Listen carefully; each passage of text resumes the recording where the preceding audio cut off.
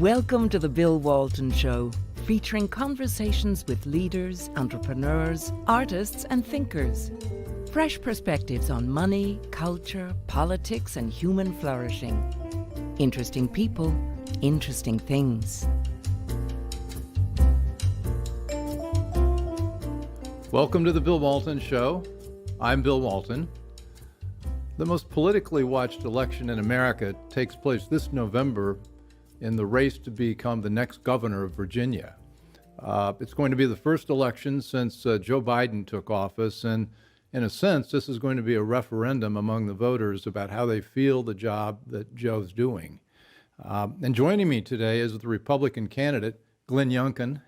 After an outstanding career with the Carlyle Group, where I first got to know Glenn, he rose to be co-chief executive officer, and now he's bringing his business experience and results-oriented mindset to become governor of Virginia. And as a fellow practitioner of private equity, I just couldn't be happier because I think Glenn is the right man for the job. Glenn, welcome. Bill, thank you for having me, and it's great to be on your show. Well, it's great to have you here. So, look, before we jump into the Virginia governor's race, let's talk about your career in private equity. You were there at Carlyle for 25 years. And, I was. And what I don't think people say private equity. Most people don't know what that means. What is it? Yeah, well, I didn't know what it means. You were a basketball player. Yeah, I'm a homegrown Virginian. I mean, I was born in a little part of Richmond called Bon Air, and I didn't grow up in a world of finance. In fact, in 7th grade, my dad lost his job, and my family repotted and moved to Virginia Beach. You were a basketball player at Rice, and your father was a basketball player at Duke? At Duke, he was. Okay. He was. And so we had basketball in the family. But when he lost his job when I was in 7th grade, my mom moved all of us, including my dad, to Virginia Beach. I actually just learned how to work hard. Yeah. And that was just a big moment for me. I got a job at a diner, taking out trash and washing dishes, and I had jobs all the time. Yeah. And jobs ranged from flipping eggs and taking out trash to loading trucks to waiting tables. And I just always had a job. Mm-hmm. And so private equity was not something I had ever heard of when I was growing up. But You're not standing there at the sink washing dishes saying, gee, I'd rather be in private equity. I'd rather be in private equity. No, I was actually standing there happy I had a job. But when I got out of school at Rice, and I was trained as an engineer. And when I got out of school, there weren't a lot of engineering jobs in Texas because I went to school in Houston. And I ended up going to work for something called an investment bank.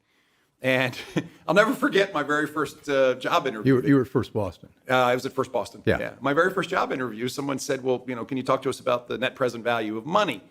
And then I said, I don't know much about that, but I can tell you how much fluid can go through a pipe at different temperatures. Right. And they said, okay, we got this. You got the math. And so that was my first exposure into the world of finance. And I went to grad school, and when we came back to Northern Virginia, Suzanne, my wife at the time, still my wife, we got married and came back 27 years ago.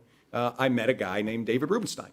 And that's how I got exposed to private equity. And it was an opportunity to step into a growing industry that was really young at the time, but had a lot of momentum. And I spent 25 years at Carlyle, and it was an amazing career.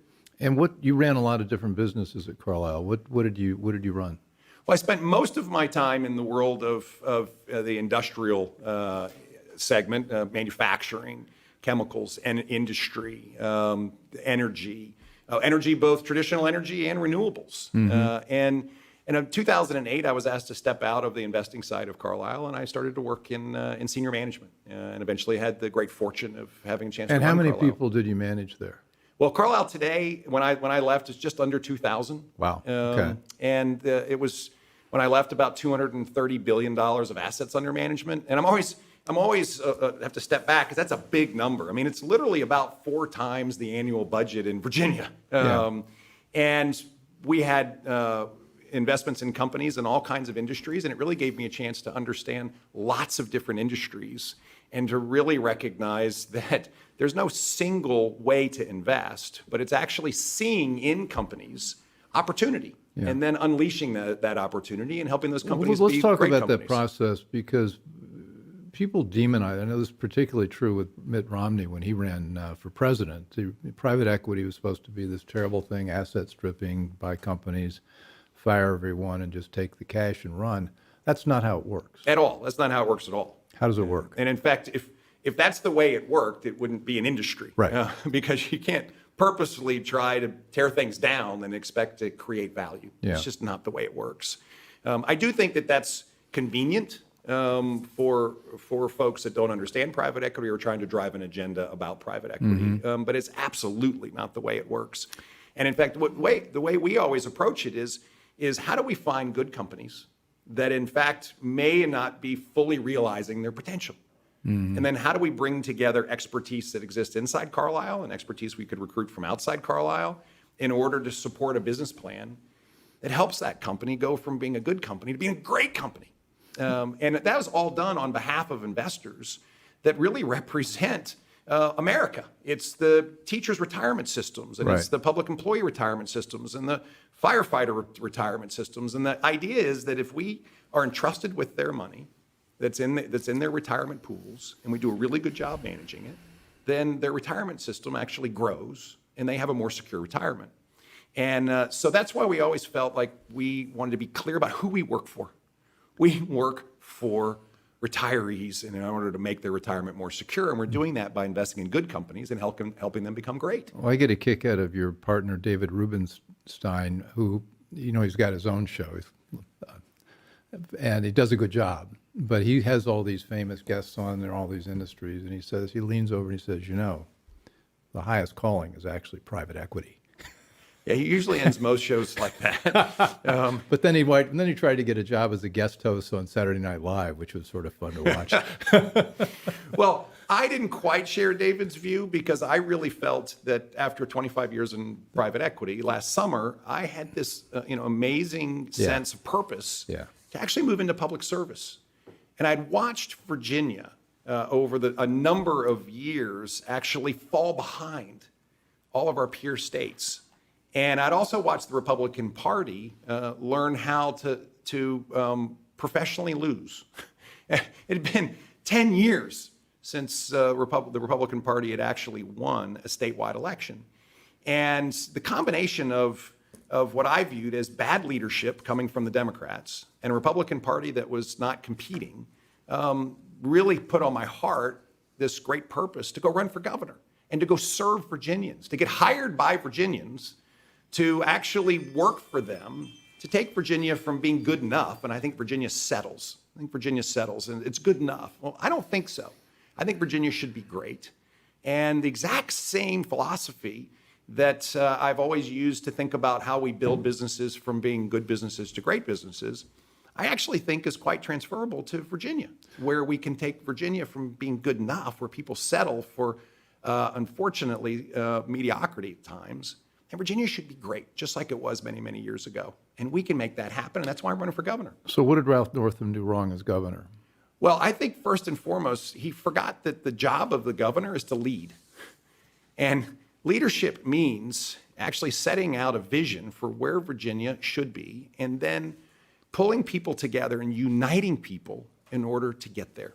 Yeah. And the highlight of that, in my mind, is how he managed through the pandemic.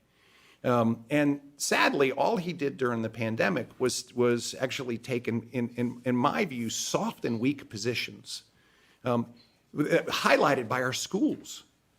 So schools across the country were open over the course of the last year. State of Florida opened their schools 5 days a week last August. They did it in a safe way. They did it in a way that protected the teachers. They did it in a way that actually looked after the kids' health. But they also had their children in school 5 days a week. Mm-hmm. And oh, by the way, there were no health challenges that were caused by that. And instead of leading, what Ralph Northam did was allow the teachers' associations, the teachers' unions in Virginia, to exercise an enormous amount of influence in keeping our kids out of school and not giving parents the right to make that decision. This, to me, is representative of the way that he didn't lead. He did the same thing with our business community, where he kept our businesses closed and restricted for much longer than he ever had to. And in fact, even today, the state of emergency in Virginia is still extended until the end of June. Why? It's been lifted in so many other states. And leadership is actually stepping up and saying, we're going to move forward out of this pandemic, and we're going to revitalize our industry. We're going to get our kids moving again back in school. And Ralph Northam has done none of that. So what would you do with the schools in Virginia? I mean, right now, the thing that's much on my mind, and I think a lot of other people's mind, is this critical race theory. Yes.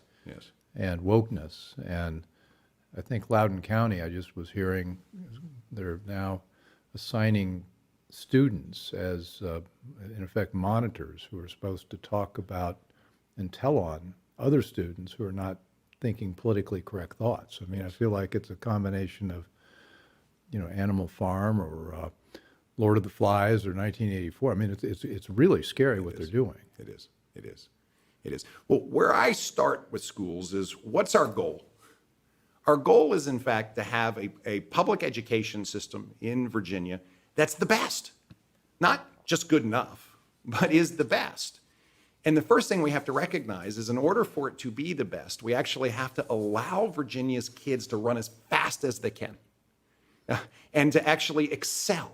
And the first thing that I've been so struck by is that our State Board of Education, under Ralph Northam, but actually continuing the philosophy of Terry McAuliffe when he was governor, is in fact to constrain the pace at which children can learn in schools. And it was highlighted by the fact that we uncovered the idea that we were going to stop teaching accelerated math classes until the 11th grade. And we were, in fact, not going to award advanced diplomas anymore, even for kids that did all the work.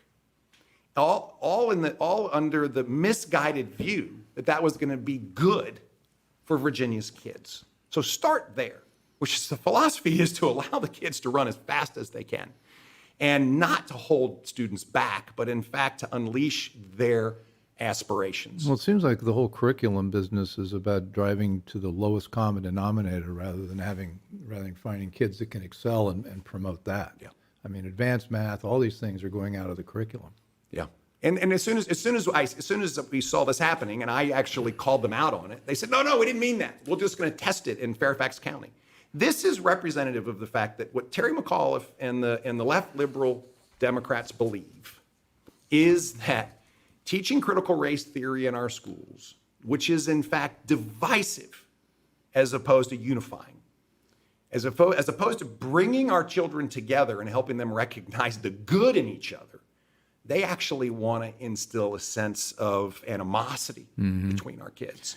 And instead of allowing our children to run as fast as they can, they want to slow them all down.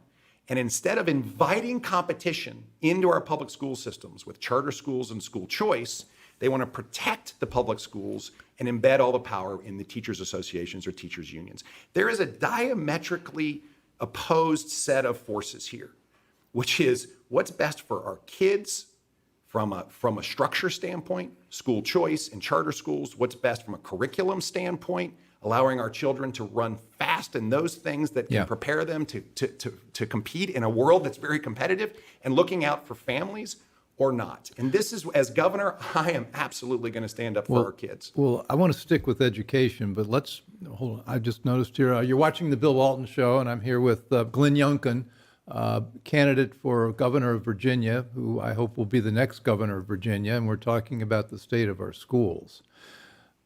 Let's stay with that, but I want to bring the villain into the story. We haven't had a candidate named for Democrat candidate for governor yet, but we expect it's going to be Terry McAuliffe. Let's bring Terry into the picture here. I mean, Ralph Northam's in the rearview mirror. He did the damage he did. Now we got to undo it. Terry, what's the first thing that springs to your mind when you think of Terry McAuliffe as the next governor? Well, Terry had his chance at being governor. That's one thing. And he had his chance at being governor, do? And he didn't do a good job. Right. And now he wants to come back and ask Virginians to hire him again. Yeah. And I think this is why so many Virginians are eager for a different kind of candidate. Yeah. And as we talked about earlier, Bill, I'm a business guy. I am not a politician. I had a 30-year business career. And when I stepped out of my business career last summer and prepared to run for governor, and then I have spent the last 4 months traveling around Virginia, mean, like I've covered nearly 30,000 miles, speaking to tens of thousands of Virginians, Republicans, independents, and Democrats. What I hear over and over again is a consistent theme. One, what we've been doing isn't working, and I'd like something different. And oh, by the way, I'd like a governor who understands how to get things done as opposed to expresses a whole bunch of empty promises.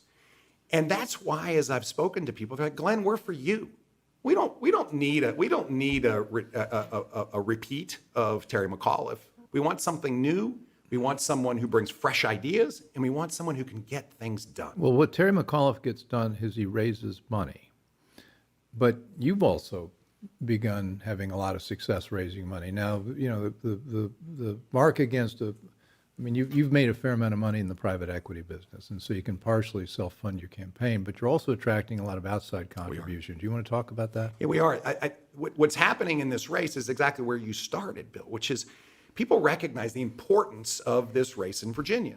Yeah. Not just for the future of Virginia, which, oh, by the way, when we look at what single party rule in Richmond has resulted in, it's resulted in this lurch left that would make Californians blush. And Virginians are tired of it. And so this is not only just about Virginia, however, because the national spotlight is on this, just like you said. There's only two races this year in the country, New Jersey and Virginia. And everybody recognizes that Virginia really is at a moment where Virginians are going to make a statement on behalf of the country. Mm-hmm. Do we, in fact, approve of what's happening in Washington in addition to what's been happening in Richmond?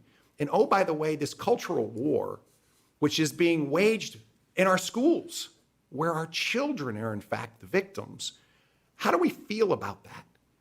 And so all of a sudden, this statewide race for governor takes on a national importance. And the financial support that I've been receiving has come from nearly 40 different states and has come from across the Commonwealth of Virginia. And it just reflects the fact that this is not just a governor's race in Virginia, but this is a moment for Virginians and for Americans to stand up and say that left liberal agenda is not our future. So we have something different in mind. You've outraised Terry McAuliffe. It's now early June. How much money do you have in your coffers? We have a little over $4 million in the bank right now, and we've raised a little bit less than $16 million right now.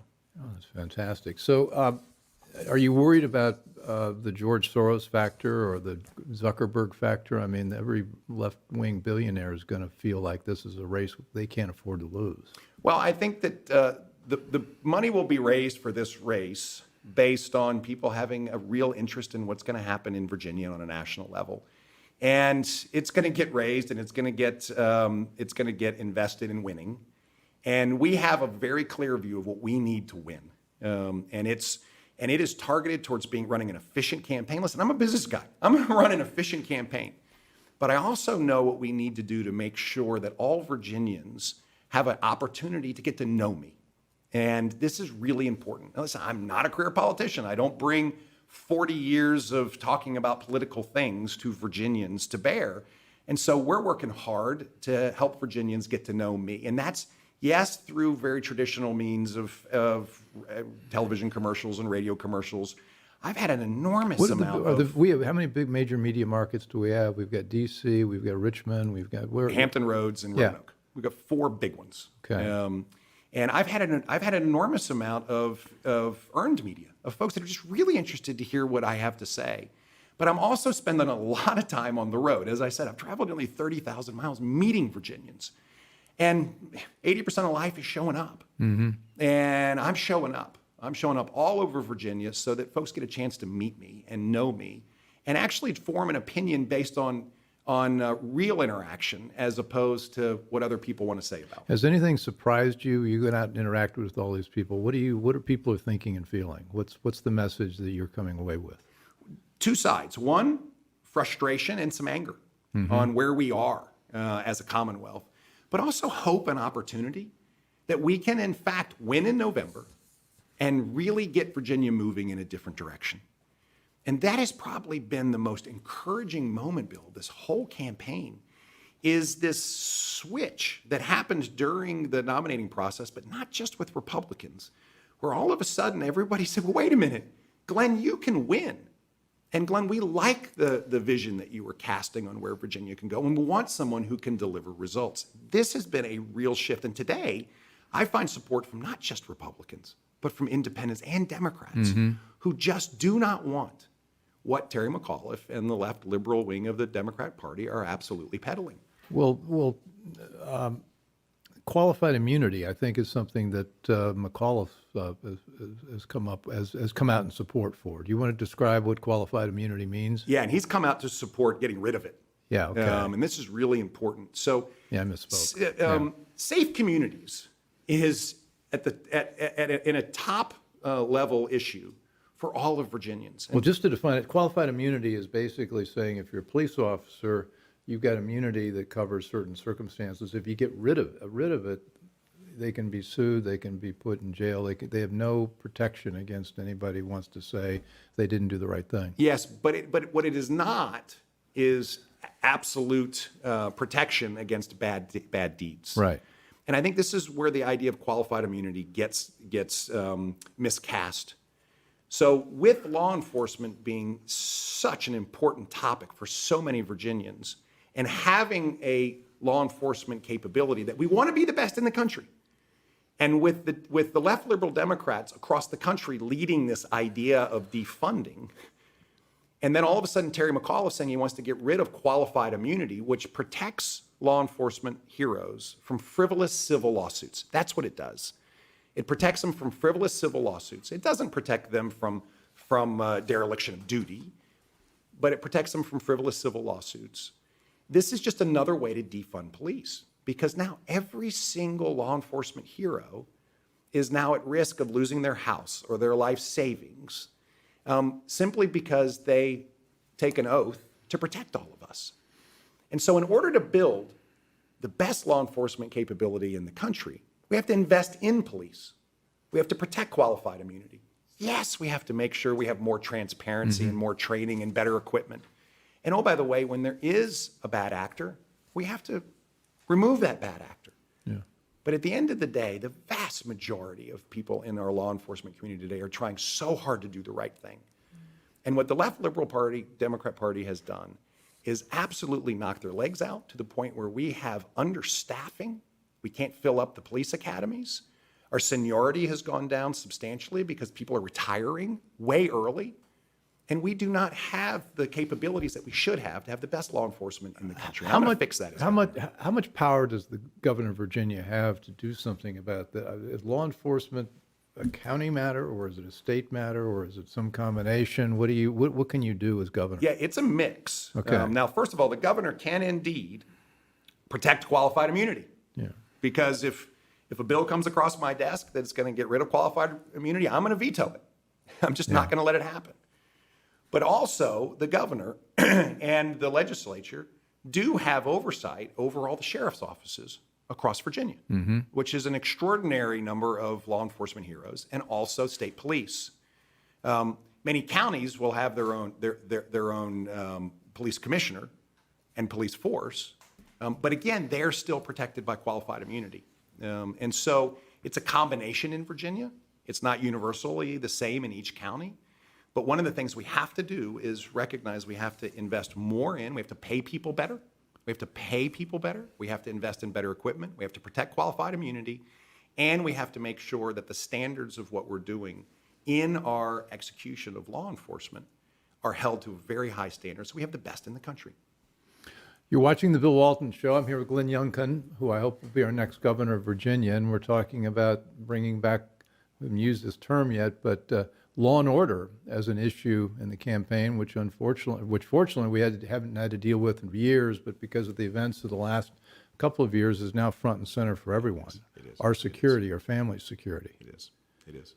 And which department in Virginia oversees law enforcement? And do you have anybody in mind that would be a good candidate to run that? Well, I haven't yet. Our policy teams are Okay. laid out, and in fact, we're working with law enforcement leaders across Virginia and community leaders across Virginia to make sure that we, in fact, have a really strong policy. What would be the ideal person to fill that? Someone who actually has worked in law enforcement, I think, is critical.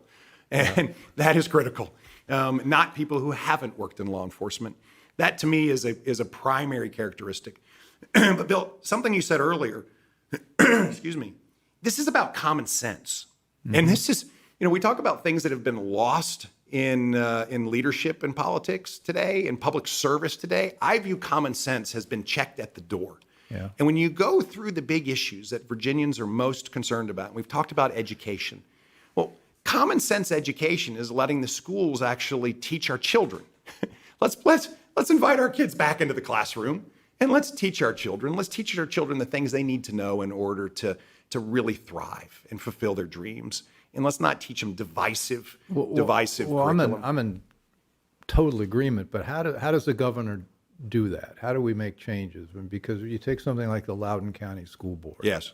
How do you're governor, it's 6 months from now or 7 months from now. It's time to take action. What do you do? Well, the first thing we do is we have a whole new state superintendent. And we have a whole new... And that state superintendent will look like, what attributes do you want to have there? That state superintendent will believe in real curriculum, teaching our children how to think as opposed to what to think. Okay. That state superintendent will be an advocate for charter schools and school choice. That state superintendent will be very comfortable standing up against teachers' unions and the teachers' associations. That state superintendent will be very, very comfortable actually speaking out when he sees bad things or she sees bad things happening in schools. This is what, and then we have a school board of education, which in fact passes basic curriculum guidelines for the whole Commonwealth. That's the key. And the key here is you got to take back control of the curriculum. You bet we do. You bet we do. And right now, what's happening in Loudoun County is kind of the out of control enactment of edicts that have come from the State Board of Education. And oh, by the way, what's happening in Loudoun County, and we've seen it. It started out simply with the basic. We're going to get Dr. Seuss out of our curriculum, and it escalates to our schools aren't open, and it escalates further to critical race theory, and it escalates further when we have an elementary school teacher who stands up and says, based on my religious beliefs and based on what I know is good for elementary school children, I will not do what you've asked me to do. And that teacher is immediately put on administrative leave. And so what we're seeing is really just a runaway train based on a very bad direction that was set early. And no one is standing up for the kids and for the parents and for the teachers. And as governor, I'm going to appoint people into these jobs, but as governor, I'm going to stand up and make sure that the parents and the teachers and the students know that I have their back. Yeah. Well, see, it sounds like you understand. So I've had 10 or 12 education businesses I've either started or bought or run or whatever. And you're talking about kind of this unholy alliance between the people who develop the curriculum, the textbook publishers, the teachers' colleges, obviously the unions, and in some cases the Parent Teachers Association. Yes. They're all aligned in this politically correct woke direction, and you got to get at all those elements if you're going to bring about change. You do, and on top of that, we have to recognize that teachers do want to teach. Well, that's the thing. The teachers want to teach. So this is not to vilify the teachers. Yeah. This is to vilify this. Unfortunately, the system is broken. Well, and we have to fix the system and put families back in control of their kids' education. And this is why school choice, this is why charter schools, education savings accounts are so important, that we then can introduce competition into what is right now an environment that has no competition and families have no choice. And I'm all about individual liberty here. And this is why I think as governor, we can make so much progress on education in Virginia. Well, you're saying so. I had a quick personal anecdote. I had a language business where we taught kids Spanish and French K through 6th grade. And we had to find teachers for this program. It was a pull-out program where kids would go to it after school. And it was so easy to find teachers who'd been in schools that loved teaching but left the system because they couldn't stand being in the system. Yeah. So this is not about teachers. This is about the system. It is. It is. And it's also a great example of the difference in basic philosophy between a common sense focused business person, me, and a 40-year politician, Terry McAuliffe. Now, I mean, he's been around this for 40 years. He basically says what he needs to say whenever he needs to say it. And if we go back and pick almost any issue, Terry has been on either side of it, depending on when he needs to say what he needs to say. And qualified immunity is one of these really important ones in law enforcement. I just want to highlight the fact that when Terry McAuliffe was governor of Virginia, the murder rate in Virginia went up 31%. He did not stand up for law enforcement. He was not focused on community safety. And as a result, we had terrible outcomes. Yeah. And so let's just be careful, because when he starts to run as governor again, like he is, he'll say whatever he needs to say, but his track record is his track record.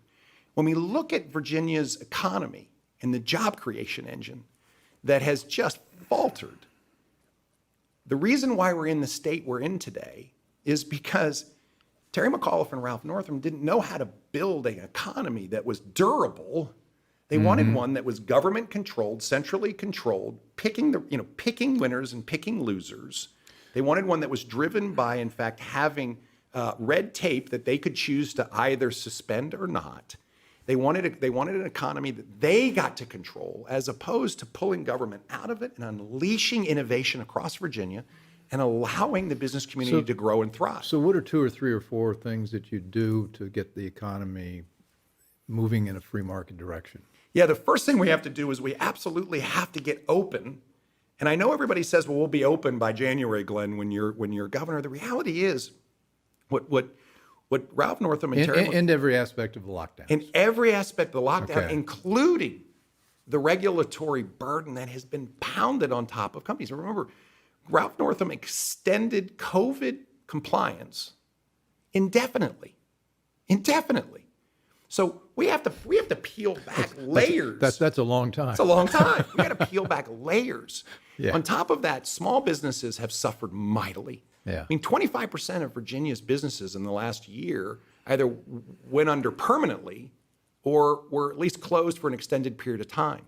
And so in order to revitalize our small business community, we're going to have to come up with a way to allow them to run for a while. I actually think we should have a tax holiday for a period of time for small businesses to allow them to get back on their feet.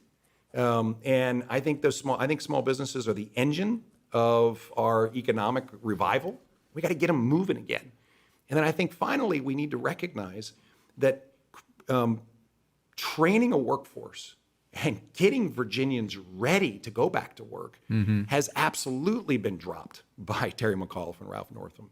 And so over the course of the last year, we had 1.5 million Virginians that filed for first-time unemployment benefits. Yeah. So much of it unnecessary because he kept the economy closed for so long.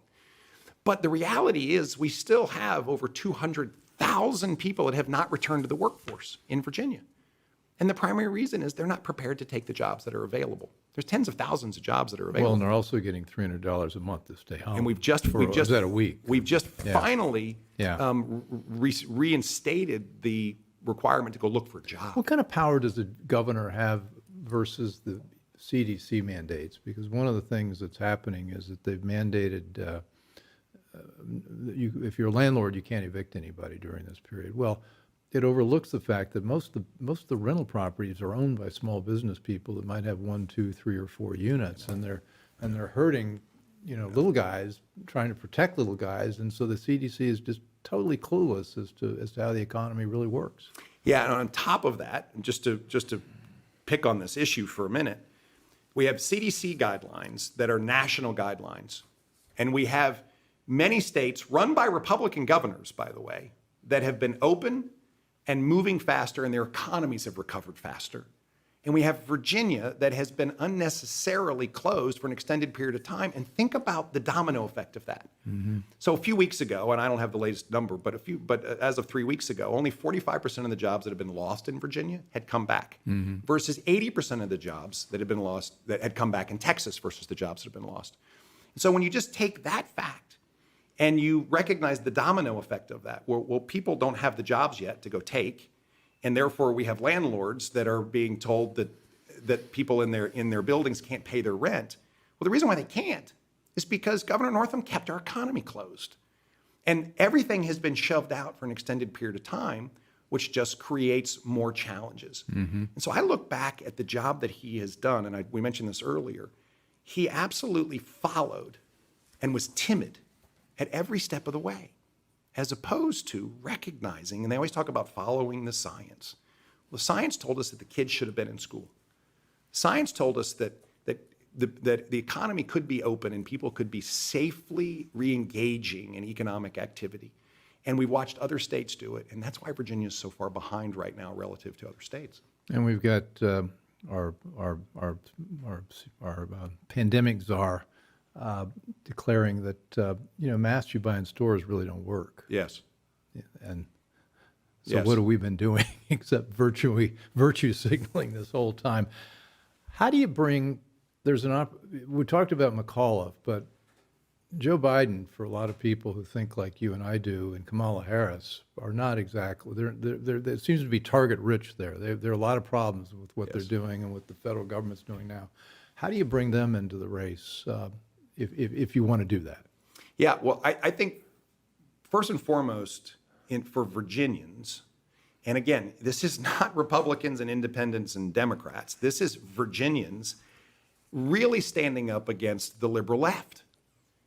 And what Virginians have seen coming out of Richmond, and now they see coming out of Washington, is this extreme left position on every issue. We have a COVID relief bill that has very little COVID in it. I was absolutely supportive of there being incremental relief if it went to the people that needed it and could actually benefit and got our economy moving again. But when you really look at the COVID relief bill, it only had about 8% in it that was actually targeted towards COVID health, and it did have some support for people who might need it from stimulus checks. But the reality is 75, 80% of that bill didn't go to anything to do with COVID. And Virginians see that. When we start talking about infrastructure bills, and we recognize that the infrastructure bill that was originally proposed didn't have that much infrastructure in it. And it, again, reflects the fact that the left liberals believe that it's their money, not our money. And you can spend it any way you want. And Virginians don't believe that. And what I've heard over and over and over again is the big issues of how do we build a new economy and get out of this? How do we, in fact, get our schools moving? How do we ensure public safety? The Terry McAuliffe left liberals, and oh, by the way, the Kamala Harris and Joe Biden and Chuck Schumer and AOC, they're all on the wrong side of these issues for Virginians. And that's why we have so much momentum in this campaign. You're watching the Bill Walton Show, and I'm here with Glenn Youngkin, and we're talking about how a Republican can win in Virginia, Northern Virginia. Now, we talk about all this and all this money. Well, a lot of it's going into Northern Virginia. I mean, you talked about job creation. That's where all the jobs have been created, and people there are pretty happy with this. How do you win in Northern Virginia, or how do you at least make enough dent in Northern Virginia to take the rest of the state? Yes. Take the state. So the reality is that we don't have to win Northern Virginia to win Virginia. But the other reality is Northern Virginians are standing up and actually expressing strong views on all of these issues as well. And, we talk about Loudoun County schools, and this is not a Republican family issue. This is a Loudoun County family issue. And we're watching families come together and stand up and express strong views about the wrong direction of schools in Loudoun County and in Fairfax County. We watched the families all around Thomas Jefferson, and the fact that the admissions policy was being forcibly changed and it was moving from a meritocracy to a managed outcome. And this is not, again, Republicans against Democrats. This is actually Virginians against the left liberal view that we're going to manage outcomes and make sure everybody is given the same outcome, no matter how hard they work. This is the challenge with the left liberal agenda today, and it's not restricted to outside Northern Virginia. So what we're seeing across the Commonwealth is all of a sudden the minority vote, which counts a lot in Northern Virginia. I mean, a ton in Northern Virginia. The non-white vote in Northern Virginia is really important. This is the Hispanic vote and the Asian vote and the Indian vote and the Muslim vote. And these folks absolutely care deeply about these topics. And yet the Republican Party in Virginia hasn't engaged to any real extent. I think to any real extent. I think we win. You win on the cultural issues because that cuts across the political divide. Yeah. When you're talking about kids, you're talking about what they learn, what their opportunities are. That's deep, and I think you can. I think you can win with that. Bill, Now, it is deep. The other big voting group is women. Yeah. And we've watched women across the Commonwealth, but particularly in Northern Virginia, in Virginia Beach, and in suburban Richmond, move away from the Republican Party over the last couple of years. And we're bringing them back. My wife is leading this amazing initiative called Women for Glenn. And we have thousands and thousands and thousands of women now fully engaged over these most important issues. And guess what? The most important issues are, do we have an economy that's durable and jobs that are dependable? Do we have schools that we believe in and are our communities safe? And these are issues that I am so excited to actually draw the stark comparison between where I will lead Virginia and where Terry McAuliffe wants to drag Virginia. So safety, education, opportunity. You got it. Hey, I think I've got your slogan. Yeah. Yeah. But Winsome Sears, Yes. have you two connected, and are you starting to work together? I think you've got an event coming up. We don't do. you? We do. So we have a great ticket. So Winsome Sears is the lieutenant governor candidate. Winsome's been here. She was on the show with Star Parker. Oh, good. Yeah. Oh, good. She's Yeah, great. Winsome's great. And then Jason Miyares is our attorney general candidate. And we have a fabulous ticket. And, let's be real. We've got an outside business person. We've got a minority woman who, by the way, is an immigrant. And we have, as a lieutenant governor, and we absolutely have the child of a Cuban immigrant running for attorney general. This represents America. This represents Virginia. And this is why I think why Virginians are so excited about what's happening in the Republican Party in Virginia this year. A minority woman immigrant with an AR-15. Yes. Yes. Well, she's a Marine. Ex-Marine, yeah. Yeah, she's a Marine. Yeah. Remember, once a Marine, always a Marine. So she's a Marine. And Winsome, I think also. I think together that's a pretty formidable It's a formidable lineup. ticket. It Yeah. really is. Now, is she going to be going into places that you won't go or can't go or less likely to be well received? I mean, I'm speaking as a fellow, white male conservative. Well, we're really well coordinated first. Yeah. And we actually have a number of weekly calls to make sure we have everybody going in the right places and making sure we're comprehensively present in Virginia. But we also recognize that each of us needs to be all places at times. And so there's moments where we'll all be together and times where I we'll think go you need to independently. go. I mean, as I think about it, I think we need to Bet. be colorblind with this. We are. Yeah. We are. Yeah. And in fact, one of the first coalition groups that we started was Black Virginians for Glenn. And Yeah. we started back in March. Yeah. Not for the convention, but recognizing that what Republicans have done in Virginia over the last 10 years is show up and ask for minority votes in October. And we actually want to engage and understand what we need to do in order to best represent and serve minority populations starting in March. Because when I'm governor in Virginia, I'm going to be governor for everybody. And so this is one of the great things about all three of us as a ticket showing up all over Virginia. And whether we're in underserved communities, whether they're rural communities that are seeing real economic challenges in Southwest Virginia or in Southside Virginia, or whether they're urban communities that need support and help and want to know that their governor and lieutenant governor, attorney general are going to be serving them too. I mean, this is what's most important for us, is to make sure that all Virginians know we're going to go work for them. Winston tells a powerful story about how the Democrats have not served the minority communities and in fact have hurt them. Yeah, you bet. And then, starting with the abortion issue, how many black babies have been aborted in America in the last 50 years?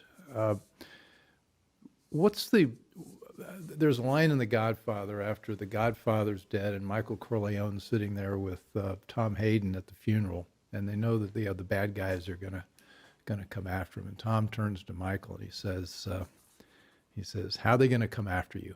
I mean, what do you think? What are your vulnerabilities? I mean, you've got the Carlyle Group, and that's I suppose we could be considered a capital. What is there anything you're worried about that we need to be talking about?" The short answer is no. What I know they're going to try to do is suggest that being a successful business person is somehow or another bad. That's why I wanted to start with private equity. And I actually take a completely different view of this. And as I said, I had when I was growing up some challenges in our family, and my dad lost his job a couple times, and I was a financial aid student in high school at the private school I had a chance to go to because of basketball. And to me, I've had a chance to live an American dream. Yeah. And I want all Virginia families to actually step back and say, whatever our biggest, boldest dream is, I want to feel like I can achieve it. And I think that that's something that I look forward to speaking into. Mm-hmm. Winsome looks forward to speaking into. Jason looks forward to speaking into. Because this, I think, is really the disservice that the left liberal agenda pays to so many people, which is stay where you are, we'll take care of you, and make you dependent on government, as opposed to look what you can do. And let's open up the fast lanes and run as fast as you can and dream your dreams. And we'll do this without government interference, although there will be help along the way. I mean, one of the things my wife and I learned last summer, we started an organization called Virginia Ready to help people who had lost their jobs get retrained for new jobs. And what we found is people signed up left, right, and center. They just never knew that if they went to a community college for a 6 to 12 week credentialing program, they could get a great job. And so much of this is illuminating opportunity and helping people find the path and then letting them run, because Virginians are gritty. Virginians are ambitious. Virginians like to lead, not follow. And this is why I'm so energized by the support that I'm getting as governor. Glenn Youngkin, thanks Thank for you. coming on. This is inspiring. Thank you. I'm impressed, and let's go forth and win. Thank you. I look forward to coming back and Yeah, having we'll a get further you back, discussion. and we'll follow it. Dig a little deeper in some of these things that I wish we'd gotten to, but we will next time. We will next time. You've been watching the Bill Walton Show. I've been here with Glenn Youngkin, and terrific conversation, and we'll be talking with you all soon. I hope you enjoyed the conversation. Want more?